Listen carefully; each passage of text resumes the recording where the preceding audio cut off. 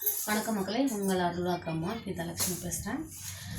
நிறைய பேர் ஃபோனில் கேட்டிருந்தீங்க, செய்வன பிரச்சனை இருக்குன்னு நம்ம எப்படி கண்டுபிடிக்கிறது, அது எப்படி நம்ம அது என்னென்ன அப்படி எப்படி கண்டுபிடிச்சிக்கிறது, அதை எப்படி தெரிஞ்சுக்கிறது அப்படின்னு கேட்டிருந்தீங்க.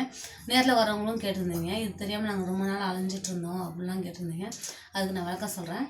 செய்வன பிரச்சனை இருக்குன்னு நம்ம கண்டுபிடிக்கணும்னா, ஃபஸ்ட்டு நம்ம கனவுல வந்து நாய் கடிக்கிற மாதிரி, குரங்கு கடிக்கிற மாதிரி, இப்படிலாம் கெட்ட கெட்ட கனவுகள் வரும். அதுக்கப்புறம் கருப்பு கலரில் பெரிய வண்டு நம்ம வீட்டையே சுற்றும். அப்படி சுற்றிட்டு இருந்தாலும் செய்வன பிரச்சனை தான். அப்புறம் நம்ம உடம்புலேயே இப்போ உடம்பு இவங்களுக்கு யதார்த்தமாக உடம்பு சரியில்லாமல் ஆகணும் அப்படின்றதுக்கெலாம் பண்ணுவாங்க. அப்படி பண்ணாங்கன்னா நம்ம உடம்புல இருக்கிற பிரச்சனை, நம்ம உடம்புல ஏதாவது பிரச்சனை ஆகும்.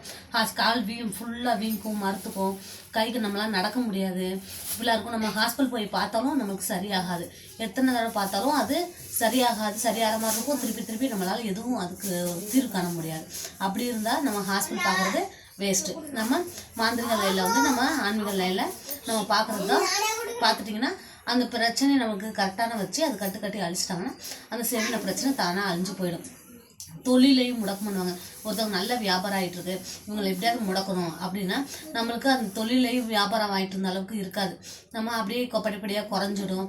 அங்கே நிம்மதி இருக்காது. தேவையில்லாத சண்டை சச்சரவுகளும் உண்டாகும். வீட்லேயும் அமாவாசை பௌர்ணமி ஆனாலும் பிரச்சனைகள் ஏதாவது ஒரு திசையிலேருந்து நம்மளுக்கு பிரச்சனையே இருக்காது, ஆனால் பிரச்சனை ஆகிடும். வீட்டில் கணவன் மனைவிக்குள்ள சண்டை சச்சரவுகளிலோ, நம்ம பிள்ளைங்க வந்து சொல் பேச்சு கேட்க மாட்டாங்க, பக்கத்தில் இருக்கவங்க திடீர்னு சண்டைக்கு வருவாங்க.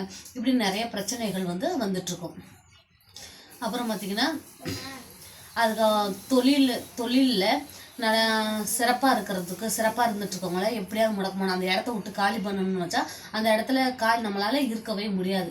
ஒரு இடத்துல நம்ம வியாபாரம் பண்ணிகிட்ருக்கோம், அந்த இடத்துல இருக்கக்கூடாதுன்னு பண்ணிட்டாங்கன்னா அந்த இடத்த விட்டு நம்ம எப்படா வெளில போகலாம், அவ்வளோ பிரச்சனைகள் அந்த இடத்த விட்டு நம்ம வெளியில் வந்துடுவோம். இப்படி நடந்தாலும் அது செய்வன பிரச்சனை தான்.